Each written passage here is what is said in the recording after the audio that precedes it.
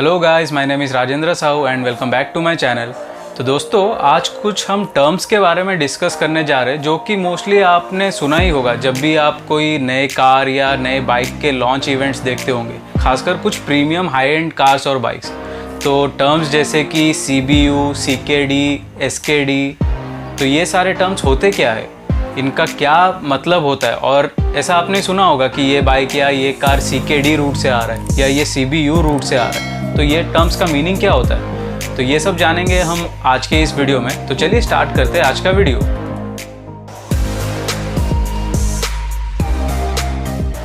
तो दोस्तों, ये CBU, CKD, SKD हम उन ऑटोमोबाइल्स या उन गाड़ियों के लिए यूज़ करते हैं जो हम बाहर से इंपोर्ट करते हैं, या मान लीजिए कोई फॉरेन मैन्युफैक्चरर से हम इंपोर्ट करते हैं जिसका प्लांट या मैन्युफैक्चरिंग प्लांट इंडिया में नहीं है, या उन मैन्युफैक्चरिंग प्लांट्स में वो ऑटोमोबाइल मैन्युफैक्चरर उन गाड़ियों का प्रोडक्शन नहीं करता हो। तो इन टर्म्स का डेफिनेशन हमको SIAM से मिलता है, जो कि है society of Indian automobile manufacturers. तो ये जो संगठन है ये इन टर्म्स का डेफिनेशन डिफाइन किया हुआ है और इनका यूज़ वो उनके ऊपर इंपोर्ट ड्यूटी या इंपोर्ट टैक्स लगाने के लिए करता है। तो इनमें से दोस्तों जो सबसे पहला टर्म है CBU, उसका मतलब होता है कम्प्लीटली बिल्ट अप यूनिट, या मान लीजिए जो कार या बाइक है आपका वो कम्प्लीटली बिल्टअप होता है फॉरेन में और वो इंडिया में फिर भेजा जाता है या हम इंडिया में उसे इंपोर्ट करते हैं। तो एक तरह से आप सोच सकते हो कि वो पेटी पैक यूनिट रहता है पूरा। तो ऐसे बहुत सारे बाइक्स है जो मान लीजिए प्रीमियम बाइक्स या प्रीमियम कार्स है। फॉर एग्जांपल कार्स में हम टेस्ला के भी कुछ कार्स को ले सकते हो। तो टेस्ला जैसे कि आपको पता है इंडिया में वो अपने कार्स मैन्युफैक्चर करता नहीं है, तो टेस्ला के कार्स अगर किसी को इंडिया में खरीदने हैं तो उसे वो इम्पोर्ट करने पड़ते हैं। बट इंपोर्ट करने के लिए उन कारों पे 100% टैक्स लगता है। जी हाँ, 100% टैक्स। तो मान लीजिए अगर वो कार का प्राइस वहाँ है 1 करोड़, तो इंडिया में उससे अगर उसको ख़रीदना हो तो उसको 1 करोड़ एडिशनल टैक्स देना पड़ेगा, यानी कि 2 करोड़। तो दोस्तों अभी आप स्क्रीन पे देख पा रहे होंगे एक टेबल जिसमें आपको दिख रहा होगा कि CBU कार्स या बाइक्स जो आते हैं फॉरेन से उसके ऊपर कितना टैक्स हम या इंपोर्ट ड्यूटी लगता है। तो जैसे कि कार्स के केस में अगर उसका पेट्रोल इंजन जो 3000 सीसी या 3 लीटर के इंजन से बड़ा हो, या डीजल इंजन जो 2.5 लीटर इंजन या 2500 सीसी से बड़ा हो, तो उसके ऊपर इंपोर्ट ड्यूटी डायरेक्ट 100% का लगता है। यहाँ पे दोस्तों आपको एक और टर्म बीच में दिख रहा होगा CIF, उसका मीनिंग होता है कॉस्ट, इंश्योरेंस एंड फ्रेट। तो जैसे कि आपको पता है अगर आप बाहर से इंपोर्ट कर रहे हो तो नो डाउट उसका जो कॉस्ट टू फ्रेट या जो उसका ट्रांसपोर्ट चार्जेस लगने वाला है वो तो नो डाउट आपको पे करना ही पड़ेगा, तो वो भी उसमें इंक्लूडेड रहता है। और उसके ऊपर मैंडेटरी आपको इंश्योरेंस भी एक लेना पड़ेगा। तो वो हमारे लिए चॉइस नहीं है, वो मैंडेटरीली इंश्योरेंस एक लेना ही पड़ता है। तो अगर मान लीजिए ट्रांसपोर्ट के टाइम पे अगर डैमेज होता है आपका कार, तो इंश्योरेंस ही होगा जो आपको वो कवर करके देगा। अदरवाइज ट्रांसपोर्ट में अगर डैमेज हो गया तो पैसे उधर ही बर्बाद हो गए। तो दोस्तों आगे नीचे दिए गए दूसरे टेबल में आप देख सकते हो कि वहाँ पे अगर आपके कार का जो इंजन कैपेसिटी है या डिस्प्लेसमेंट है वो अगर 3000 सीसी से नीचे है पेट्रोल इंजन के केसेस में, और डीजल इंजन में अगर 2500 सीसी से कम है, तो उस पर इंपोर्ट ड्यूटी एक्चुअली थोड़ा कम लगता है, 60%। और अगर उसका जो CIF वैल्यू है या कॉस्ट, इंश्योरेंस और फ्रेट, उसका अगर वैल्यू लेस देन $40,000 या अगर आप उसको ट्रांसलेट करोगे तो करीब शायद 28.5 लाख, उससे अगर कम हो रहा है तो सिर्फ वो 60% ही आपको इंपोर्ट ड्यूटी लगेगा उस पर। तो यहाँ पे आप देख सकते हो जो 2 व्हीलर है, 2 व्हीलर पे आप देख सकते हो कि वो इंपोर्ट ड्यूटी सिर्फ 50% लग रहा है, और कमर्शियल व्हीकल्स पे यही इंपोर्ट ड्यूटी आपको सिर्फ 30% लगेगा। दोस्तों जो आप फर्स्ट रो में देख रहे होंगे यूज्ड कार्स के लिए इंपोर्ट ड्यूटी 125% लिखा हुआ है, वो एक्चुअली सेल्फ एक्सप्लेनेटरी है। तो अगर मान लीजिए आप फॉरेन से किसी के कार को आप ख़रीदना चाहते हो, फॉर एग्जांपल रोनाल्डो अगर अपना कार बेचना चाह रहा है और आपके पास इतना करोड़ों में पैसा है कि आप उस कार को ख़रीदना चाहते हो एज अ फैन, तो मान लीजिए वो अगर अपना फरारी बेच रहा है जिसका प्राइस वो बोल रहा है कि 1 करोड़ में वो बेचना चाह रहा है, और आपको वो फिर 1 करोड़ की कार को आपको उसके ऊपर 125% टैक्स दे के खरीदना पड़ेगा। That means 1 crore plus 1.25 crore, यानी कि 2.25 करोड़ आपको पे करने पड़ेंगे उस कार के लिए।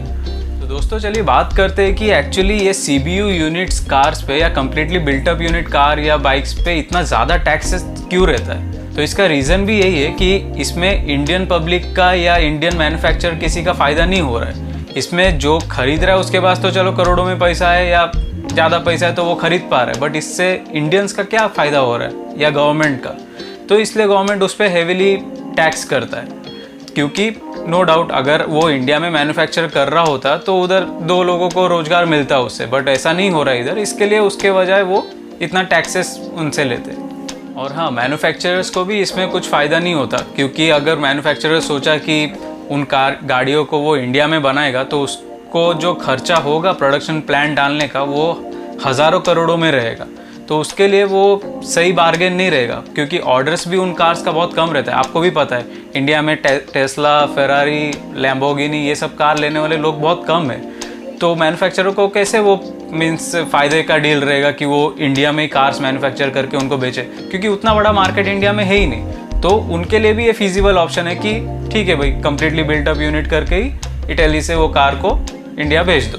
तो दोस्तों चलिए बात करते हैं सेकेंड रूट के बारे में या सेकेंड यूनिट के बारे में, जो कि होता है SKD या सेमी नॉकडाउन यूनिट। तो इसमें क्या होता है कि जो मैन्युफैक्चरर है वो कम्प्लीटली बिल्टअप यूनिट नहीं बेचता है वहाँ से, उसको वो मान लीजिए पार्ट करके बेचता है। बट पार्ट भी इस तरह कि उसका चेसी वो अलग भेजेगा, उसमें जो इंजन, ट्रांसमिशन या जो गियर बॉक्स होता है वो प्री असेंबल्ड फॉर्म में रहते हैं। तो जैसे कि आप ये अभी टेबल आप सामने देख पा रहे होंगे, उसमें वही लिखा हुआ है कि जो पैसेंजर व्हीकल्स है उस पर इम्पोर्ट ड्यूटी लगेगा आपका 30% in case of SKD route, और जो आपके 2 व्हीलर्स है उस पर लगता है 25%।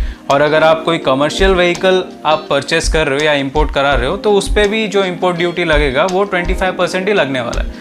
तो चलिए हम बात करते हैं कि SKD रूट भी क्यों प्रीफर करते हैं कुछ मैन्युफैक्चरर। तो SKD रूट में एक्चुअली क्या होता है कि मैन्युफैक्चरर कंप्लीटली बिल्टअप यूनिट तो नहीं भेज रहा है, जैसे कि वो पार्ट करके उसको भेज रहा है, तो उसको रिसोर्सेस इंडिया में भी लगेंगे। उनको कुछ टाई अप करना पड़ेगा किसी इंडियन फर्म या ऑटोमोबाइल कंपनी के साथ, कुछ जगह उनको लेना पड़ेगा जहाँ पे वो कुछ एम्प्लॉयज़ को लगा के उन पार्ट्स को वापस से रीअसेंबल करेंगे, उसके ऊपर वापस से टेस्टिंग करेंगे और फिर जाके मार्केट में वो सेल करेंगे। तो इससे क्या होगा कि इंडियन पब्लिक को भी थोड़ा रोजगार उससे मिलेगा, तो उससे फिर थोड़ा इकोनॉमी को भी हेल्प होता है। तो इसके लिए गवर्नमेंट ने उसके ऊपर आप देख रहे होंगे कि टैक्सेस थोड़ा कम लगाए हैं या काफ़ी कम लगाए हैं in comparison to CBU units. तो दोस्तों चलिए बात करते हैं हम थर्ड रूट के बारे में, और जो कि मोस्ट कॉमन है आजकल, उसे कहते हैं हम CKD या कम्प्लीटली नॉकडाउन यूनिट। तो इसमें क्या होता है, जैसे कि इसका नेम ही खुद सजेस्ट कर रहा है, इसमें जो आपका बाइक या कार है वो कम्प्लीटली नॉकडाउन फॉर्म में इंपोर्ट होता है। दैट मीन्स आपका इंजन, आपका ट्रांसमिशन और आपका चेसी प्लस आपका गियर बॉक्स, लाइट या हैंडल, सब कुछ मान लीजिए पार्ट करके आएगा या इंपोर्ट होगा, और फिर यहाँ पे लोकली वो किसी भी मैन्युफैक्चरिंग प्लांट में जिनके साथ टाई अप हुआ रहेगा उस फॉरेन मैन्युफैक्चरर का, वहाँ पे वो असेंबल होगा। तो जैसे कि आप स्क्रीन पे देख सकते हो, CKD रूट से जो भी बाइक्स या कार्स आता है इस पे फ्लैट 15% इम्पोर्ट ड्यूटी लगता है। तो 15% एज़ कम्पेयर टू 100% या 30% तो काफ़ी कम ही है। तो इसके लिए बहुत सारे मैन्युफैक्चरर CKD रूट ही आजकल प्रीफर करते हैं। तो इससे क्या होता है, आपको SKD रूट के कंपैरिजन में जितने एम्प्लॉयज़ या वर्कर्स इंडिया में लगना चाहिए था उस गाड़ी को असेंबल करने के लिए, CKD रूट में उससे थोड़ा ज़्यादा लगेगा, क्योंकि नो डाउट वो ज़्यादा ही मतलब पुर्जा उसका आ रहा है, तो उसको असेंबल करने के लिए ज़्यादा मैन पावर का तो रिक्वायरमेंट होगा ही, फिर उसके ऊपर आपको टेस्टिंग भी करना पड़ेगा। तो इससे कैसे काफ़ी ज़्यादा लोगों को रोज़गार मिलता है। तो इसके लिए गवर्नमेंट ने भी इस पर जो इम्पोर्ट ड्यूटी है वो काफ़ी कम रखा है। तो CKD रूट से एक्चुअली जो मैन्युफैक्चरर है उसको भी काफ़ी फ़ायदा होता है, क्योंकि उसको जो कस्टम ड्यूटी है वो कम भरना रहता है। हालांकि ये जो कस्टम ड्यूटी या इंपोर्ट ड्यूटी जो रहता है एक्स्ट्रा टैक्स वो कस्टमर से ही लेते हैं, बट एनीवेज वो कम भरना रहता है उनको। प्लस उसके वजह से वो एग्रेसिवली जो प्राइसिंग है उस कार या बाइक का वो एग्रेसिवली वो कर सकते हैं उस मार्केट में, और जो लोकल कॉम्पिटिटर है या लोकल कॉम्पिटिटिव कंपनीज़ है उनसे वो कम्पीट कर सकते हैं अगर वो CKD रूट से ला रहे होंगे अपने गाड़ियों को। और एज अ कस्टमर वो आपके ऊपर ही डिपेंड करता है। अगर आप मान लो टेस्ला लेना ही चाहते हो, तो आपको ही पता है इंडिया में तो मैन्युफैक्चर होता नहीं है और इंडिया में टेस्ला का प्लांट भी नहीं है। तो आप अगर विलिंगली पे करना चाहते हो तो आपको उसी रूट से ही लेना पड़ेगा। बट हाँ, अगर बाकी आप कार्स देखो तो आजकल बहुत सारे मैन्युफैक्चरर CKD रूट से ही लेके आ रहे हैं सब कार्स। तो इसके लिए आपको काफ़ी कॉम्पिटिटिव प्राइसिंग आजकल देखने मिलता होगा मार्केट में। तो दोस्तों मुझे उम्मीद है कि आज के इस वीडियो से आपको CKD, CBU, SKD के बारे में काफ़ी इन्फॉर्मेशन मिला होगा। और हाँ, नेक्स्ट टाइम जब भी आप कोई लॉन्च इवेंट देखो किसी भी कार या बाइक का और उस पर वो उनका प्राइसिंग बताए, तो आपको एक आइडिया आ जाएगा कि इसका प्राइसिंग इंडिया में कितना होने वाला है, अगर वो अनाउंस ऐसा करते हैं कि ये इंडिया आने वाला है CKD रूट से या CBU रूट से। दोस्तों अगर ये वीडियो पसंद आया हो तो इसे प्लीज़ लाइक कीजिए और अपने फ्रेंड्स और फैमिली के साथ भी शेयर करना ना भूलेगा, ताकि उनको भी इन टर्म्स के बारे में आइडिया मिले। मेरे चैनल को सब्सक्राइब कीजिए और मैं आप सभी से मिलता हूँ ऐसे ही एक नए इन्फॉर्मेटिव वीडियो के साथ। तब तक के लिए अपना ख्याल रखिए।